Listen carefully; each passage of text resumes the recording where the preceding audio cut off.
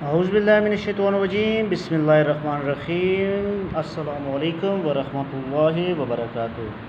Students, آپ کو نور school and college کے گوگل کلاس روم میں خوش آمدید کہتے ہیں۔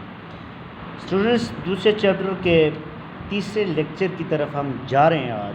تو اسٹوڈنٹ، تیسرا لیکچر دینے سے پہلے گزشتہ لیکچر سے ریلیٹڈ کچھ اہم سوالات میں آپ کے ذہن نشین کرنا چاہتا ہوں۔ تو اسٹوڈنٹ، کرائٹیریا وہی ہوگا، ہر سوال کے بعد تقریباً 5 سیکنڈ میں بریک کروں گا، کریکٹ آنسر آپ لوگوں نے اپنے مائنڈ میں لے کر آنا ہے۔ تو students, be ready for questions. سوال نمبر 1، سر سید احمد خان کب پیدا ہوئے؟ سر سید احمد خان کب پیدا ہوئے؟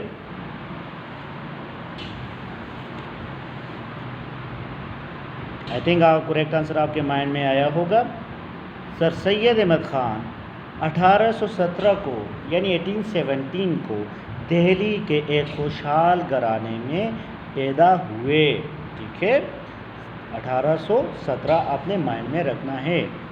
سوال نمبر 2، اسٹوڈنٹس، دو قومی نظریے سے مراد کیا ہے؟ پہلے تو یہ میں بتاؤں کہ ہندوستان میں دو بڑی قومیں آباد تھی، ہندو اور مسلمان۔ تو یہاں پہ کویشچن یہ آ رہا ہے کہ دو قومی نظریہ یعنی 2 نیشن تھیوری کس نے پیش کیا، اس کے بانی یعنی فاؤنڈر کون ہے؟ جس طرح فاؤنڈر سے مراد یعنی کہ پاکستان کس نے بنایا؟ قائد اعظم نے بنایا۔ تو اسی طرح دو قومی نظریے کی بنیاد کس نے رکھی؟ آئی تھنک کریکٹ آنسر آپ کے مائنڈ میں آیا ہوگا۔ اسٹوڈنٹس، دو قومی نظریے کے بانی سر سید احمد خان تھے اور وہ مسلمانوں کے ہمدرد اور خیر خواہ بھی تھے۔ ٹھیک ہے، کون تھے دو قومی نظریے کے بانی؟ سر سید احمد خان دو قومی نظریے کے بانی تھے۔ اگلا سوال، اسٹوڈنٹس، ہمیں یہ پتہ ہے کہ ہندی اور اردو کے تنازع یعنی اردو ہندی تنازع کب آیا؟ یہ کویشچن ہے۔ اب دو قومی نظریہ تب پیش کیا کہ جب اردو ہندی تنازع آیا تھا، کہ ہندوؤں نے کہا کہ ہندی ہی ہندوستان کی قومی زبان ہے، تو جس کی مخالفت مسلمانوں نے کی۔ تو اس پر سر سید احمد خان دو قومی نظریے کے بانی بھی تھے۔ تو اردو ہندی تنازع کب پیش آیا؟ میں نے لاسٹ لیکچر میں آپ کو بتایا تھا کہ کب پیش آیا۔ گڈ، کریکٹ آنسر آپ کے مائنڈ میں آئی تھنک آیا ہوگا۔ 1867 میں اردو اور ہندی تنازع، دو زبانوں کے درمیان تنازع آیا تھا۔ یہ بنارس کے ہندوؤں نے اردو کے خلاف تحریکیں شروع کی تھی، ٹھیک ہے، جس کو ہم اردو ہندی تنازع بھی کہتے ہیں۔ سوال نمبر 4 کی طرف آ جائیں اسٹوڈنٹس۔ سوال نمبر 4 یہ ہے کہ سر سید احمد خان نے پہلا اسکول کہاں بنایا اور کب بنایا؟ چلیں جی، میں نے کویشچن میں نہیں لکھا لیکن آپ کے مائنڈ میں ہوگا، کہاں اور کب بنایا؟ آئی تھنک کریکٹ آنسر آپ کے مائنڈ میں آیا ہوگا۔ ہم کہہ سکتے ہیں کہ سر سید احمد خان نے پہلا اسکول مراد آباد میں 1859 میں بنایا، اور اس اسکول کا مقصد مسلمانوں کو خواب غفلت سے بیدار کر کے تعلیم کی طرف لانا تھا۔ یہ سوال نمبر 4 تھا۔ مراد آباد آپ کے مائنڈ میں آنا چاہیے۔ اچھا، مراد آباد میں پہلا اسکول بنایا۔ اگلا سوال ہے، سنو، اگلا کویشچن ہے، سر سید احمد خان کی کیا خواہش تھی؟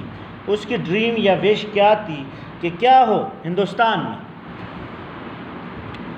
آئی تھنک آپ کے مائنڈ میں کریکٹ آنسر آیا ہوگا۔ اس کی خواہش ایک ہی تھی کہ مسلم انگریز دوستی، مسلمان اور انگریز ہمیشہ دوستی کے ساتھ زندگی بسر کر سکے، تاکہ مسلمانوں کے ساتھ انگریزوں کا نفرت بھی ختم ہو سکے۔ تو اس کا آنسر ہے کہ سر سید احمد خان کی خواہش کیا تھی کہ مسلمان انگریزوں کے دوست بن جائے یا مسلمان انگریزوں کے وفادار بن جائے۔ آج کا آخری کویشچن ہے اسٹوڈنٹس، انگریز جنگ آزادی کا اصل ذمہ دار کس کو سمجھ رہے تھے؟ انگریز جنگ آزادی کا اصل ذمہ دار کس قوم کو، کس مذہب والے لوگوں کو سمجھ رہے تھے؟ گڈ، مسلمانوں کو۔ آپ کے مائنڈ میں کریکٹ آنسر آیا، مسلمانوں کو جنگ آزادی کے اصل ذمہ دار بھی سمجھ رہے تھے۔ تو اسٹوڈنٹ، آج کے لیکچر کے اہم پوائنٹس کو میں ڈسکس کرنے جاؤں گا، تو آپ اپنے سامنے کتابیں بھی کھولیں اور ساتھ میں ریڈنگ کروں گا، اور جو بھی امپورٹنٹ چیز آپ کو سمجھ نہ آ جائے تو اس کو آپ لوگوں نے مجھ سے بتانا ہے کمنٹس میں، ٹھیک ہے؟ تو آپ لوگوں نے ابھی اپنی کتابیں کھولنی ہیں تاکہ میں ہر پوائنٹس کو آپ کے سامنے ڈسکس کر سکوں۔ تو student, open your books now. Students, آج ہم اس لیکچر میں آپ کو بتانا چاہتے ہیں کہ پاکستانی علاقوں میں تعلیمی اداروں کا قیام جیسے کہ آپ جانتے ہیں کہ مسلمانوں کی فلاح اور بہبود کے لیے، یعنی فلاح اور تعلیمی ترقی کے لیے سر سید احمد خان نے بہت زیادہ اقدامات کیے۔ ان اقدامات میں سندھ مدرسۃ الاسلام، اسلامیہ کالج پشاور، تحریک دیوبند اور ندوۃ العلماء جس طرح ادارے پیش تھے۔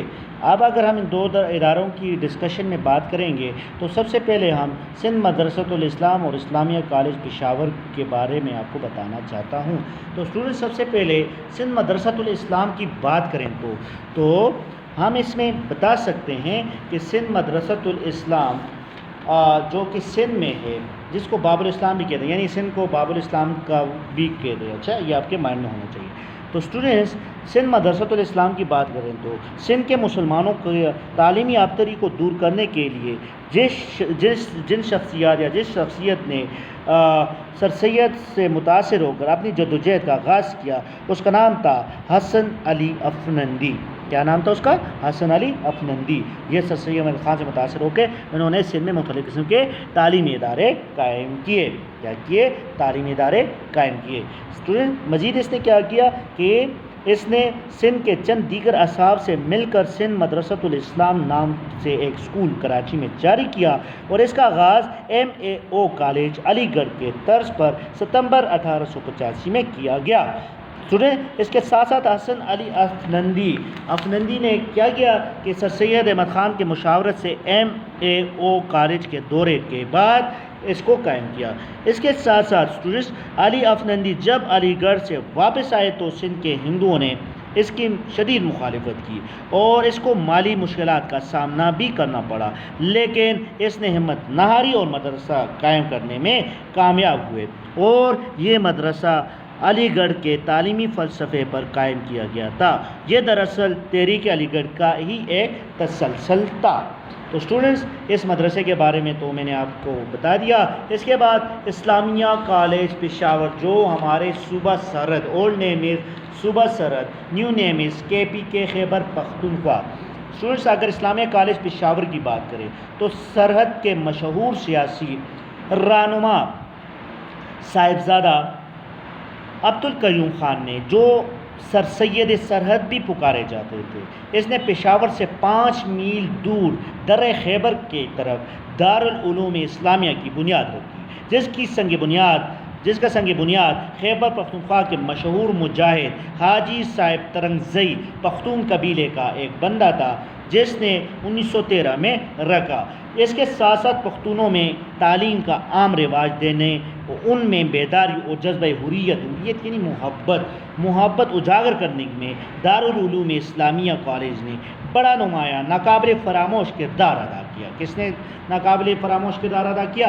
اسلامیہ کالج۔ ٹھیک ہے، کب؟ یہ تعمیر 1913 میں اس کی بنیاد رکھی گئی۔ اپنے مائنڈ میں رکھے 1913 میں اسلامیہ کالج پشاور کی بنیاد رکھی گئی۔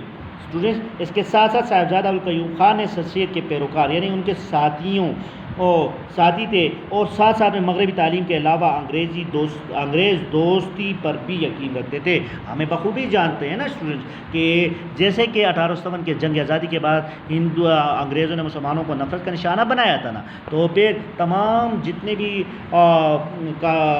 تعلیم والے تھے، علم والے تھے، انہوں نے کہا کہ اب انگریزوں کے وفادار بن جائے اور مغربی طرز تعلیم حاصل کرے تاکہ ہم ہندو کے مقابلے میں پیچھے نہ رہ سکے۔ ٹھیک ہے، اس کے ساتھ ساتھ اسٹوڈنٹس قائد اعظم نے، یہ ہمارا شارٹ کویشچن ہوگا، اچھا قائد اعظم نے کتنی بار اسلامیہ کالج پشاور کا دورہ کیا؟ تو اس کا آنسر ہے 3 بار۔ آپ ہم کہہ سکتے ہیں قائد اعظم 3 بار اس صوبے میں تشریف لائے اور ہر بار اسلامیہ کالج کے لیے وقت نکالا، یعنی کہ اسلامیہ کالج پشاور کے لیے قائد اعظم نے وقت نکالا اور 3 بار اس نے اس کا دورہ کیا۔ ٹھیک ہے، اس کے بعد اسٹوڈنٹس تحریک دیوبند، یعنی ہم کہتے ہیں جدید تعلیم دیوبند تحریک اور ندوۃ العلماء۔ اب یہ 2 ایسی تحریکیں تھیں جس کو پیور اسلامک ادارے بھی کہیں گے۔ اب یہ وہ ادارے تھے جنہوں نے سر سید احمد خان کے جدید مغربی تعلیم کے اگینسٹ باتیں کی۔ اس نے کہا کہ مسلمان مغربی طرز تعلیم حاصل نہ کریں، یہ کفر ہے، یہ چیزیں۔ تو ان مدرسوں نے مسلمانوں کو صرف دینی تعلیم دینے کی طرف راغب کیا، جس میں اگر ہم تحریک دیوبند کی بات کریں تو جب برصغیر کے علماء کرام کو اندازہ ہوا کہ تحریک علی گڑھ کے ذریعے مسلمانوں کی مذہبی اور تہذیبی روایات انگریزی سانچے میں ڈلنے کی کوشش کی جا رہی تھی، تو ان علماء نے مسلمانوں کی مذہبی بیداری کے لیے دیوبند کے مقام پر ایک مذہبی مدرسہ بنایا۔ دیوبند ہندوستان میں ایک جگہ ہے جس کا نام دیوبند ہے، ٹھیک ہے۔ تو اس کے بانیوں میں اگر ہم دیوبند کے بانی یعنی دیوبند مدرسہ بنانے والوں کی بات کریں تو اسٹوڈنٹس اس میں ہم کہہ سکتے ہیں مولانا ذوالفقار علی رحمۃ اللہ علیہ، مولانا فضل الرحمان، مولانا رشید احمد گنگوہی اور مولانا محمد قاسم نانوتوی شامل تھے۔ اس مدرسے کی بنیاد بھارت کے صوبہ یو پی اتر پردیش کو کہتے ہیں، ٹھیک ہے۔ تو اتر پردیش کے ضلع سہارنپور کے گاؤں دیوبند میں 1866 انڈرلائن دس 1866 میں یعنی 1866 میں رکھی گئی۔ یہ ہمارا بہت اہم کویشچن ہے کہ تحریک دیوبند کی بنیاد کب رکھی گئی؟ 1866۔ اس کی بانی کی بات کریں تو اس میں ہم ڈائریکٹ دو بانیوں کی بات کریں تو مولانا محمد قاسم نانوتوی اور مولانا رشید احمد گنگوہی، یہ دو ان کے بانیوں میں پیش ہیں۔ اس کا پہلا اگر مدرس کی بات کریں تو محمد قاسم نانوتوی تھے اور پہلے شاگرد مولانا محمود الحسن، جس کو اسیر مالٹا بھی کہتے ہیں، جس نے ریشمی رومال تحریک بھی بعد میں چلائی، اس کے بارے میں انشاءاللہ آگے ہسٹری میں ہم بتاتے جائیں گے۔ تو یہاں پہ تحریک دیوبند کی بات ہو رہی ہے، تو تحریک دیوبند کے جو شاگردوں میں ہے مولانا محمود الحسن، جس نے تحریک ریشمی رومال بھی چلائی ہندوستان میں۔ اس نے کیا کیا اسٹوڈنٹس؟ اگر ہم انگریزوں نے شریف مکہ کے ذریعے ریشمی رومال سازش کیس میں حجاز سے گرفتار کر کے ریاست مالٹا میں اس کو نظر بند بھی کیا تھا۔ اس کو میں مزید ڈسکس آپ کو انشاءاللہ اگلے لیکچرز میں کروں گا اور آپ کو اس کی اچھے سے سمجھ بھی آئے گی پھر۔ تو اسٹوڈنٹس اس کے ساتھ ساتھ اگر ہم بات کریں تحریک دیوبند کی ہی تو اسٹوڈنٹ دیوبند مدرسہ کو قائم کرنے کی ایک اہم وجہ یہ تھی کہ اس زمانے میں جنوبی ایشیا کے مسلمانوں کا مغربی یرغار یعنی جنگ کا سامنا کرنا تھا۔ تو اسٹوڈنٹس انگریزوں نے دیگر سازشوں کے ہاتھوں مسلمان اور دین اسلام کو شدید خطرات لاحق تھے، جس کی غرض سے مسلمانوں نے کیا کیا؟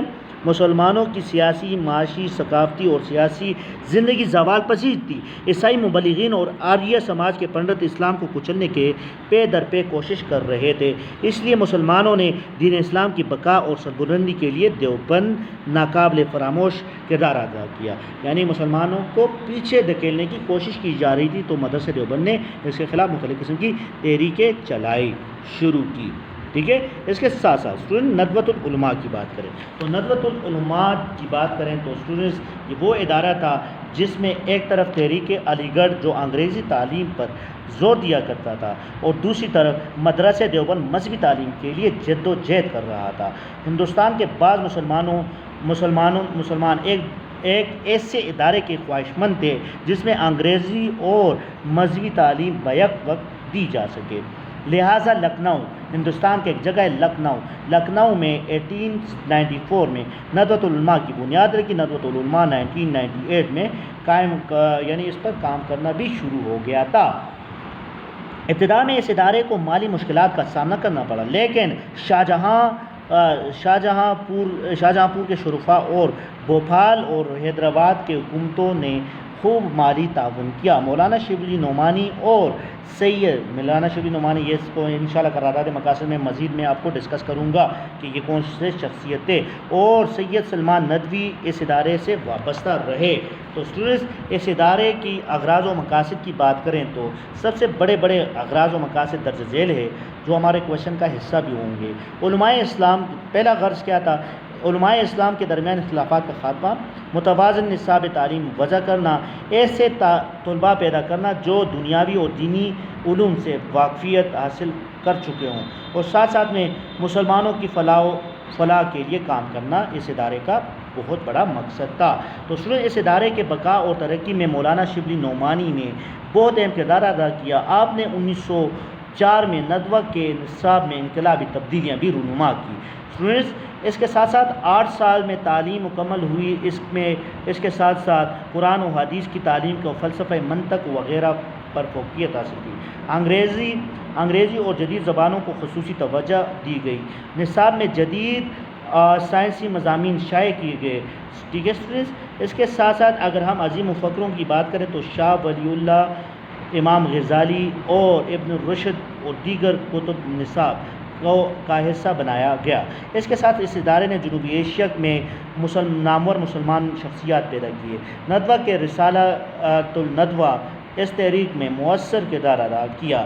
اس ادارے نے تحقیق و تصنیف کے میدان میں بہت اہم کام سر انجام دیا. تو اسٹوڈنٹ یہ تو ہمارے لیکچر کے 4 اہم پوائنٹ ہیں، تو میں نے 1 بائی 1 سب کے ایکسپلین کیا. تو آپ لوگوں نے بھی ہر پوائنٹ سے تقریباً 10 پوائنٹس آپ لوگوں نے اس کو ایکسپلین کرنا ہے. آج کے لیکچر کے سم اپ کی طرف جا رہے ہیں، تو students be ready for sum up. Students lecture کے اہم پوائنٹ میں دیکھیں تو سر سید احمد خان نے مسلمانوں کو خواب غفلت سے بیدار کرنے کی بہت زیادہ کوششیں کی. آپ کو پتہ ہے کہ 1857 کی جنگ آزادی کے بعد انگریزوں نے مسلمانوں کو نفرت کا نشانہ بنایا. اس نشانے کے بعد سر سید احمد خان نے مسلمانوں کو سنبھالا. یہ مسلمانوں کے لیے کٹن دور تھا. اس غرض سے اس نے بہت سے تعلیمی ادارے بنائے. میں نے آپ کو پہلے بتایا تھا کہ مراد آباد school, Aligarh college, MAO college, Mohammedan education conference, اس غرض سے مختلف قسم کے تعلیمی ادارے قائم کیے. اس کے بعد اسٹوڈنٹس سرحد کے مشہور رہنما صاحبزادہ عبدالقیوم خان، جس کو یعنی کہ اس نے کیا کیا، اس نے سر سید احمد خان کے جو ویژن تھا، جو اس کا پلیٹ فارم تھا، اس کو آگے بڑھانے کی بھرپور کوشش کی. تو سرحد کے مشہور رہنما صاحبزادہ عبدالقیوم خان نے سر سید احمد خان نے اس منصوبے کو آگے بڑھایا اور بہت سے مذہبی مدارس نے سر سید احمد خان اور جدید مغربی تعلیم کی مخالفت شروع کی، جس میں مدرسہ دیوبند اور ندوۃ العلماء شامل ہے. یہ دو ایسے مدارس تھے جو کہ تحریک علی گڑھ کی مخالفت کر رہی تھی. تو یہ تو آج کا لیکچر تھا. I think and I hope آپ کو اچھے سے سمجھ آئی ہوگی. آج کا ہوم ورک آپ کے لیے یہ اسٹوڈنٹس، لیکچر کے ہر ہیڈنگ، میں نے جتنے ہیڈنگ آپ کے سامنے ایکسپلین کیا، ہر ہیڈنگ سے تقریباً آپ لوگوں نے 10 پوائنٹس آپ نے لکھنے ہیں. ہر ہیڈنگ سے کتنے پوائنٹس لکھنے ہیں؟ 10 پوائنٹس چن کے آپ لوگوں نے 1.1 2 3 4 5 10 وہ 10 جو اہم پوائنٹس ہے میں دیکھوں گا، اور آپ نے لکھ کر اس کے امیجز مجھے سینڈ کرنے ہیں واٹس ایپ پر. Thank you very much. اللہ نگہبان. خدا حافظ.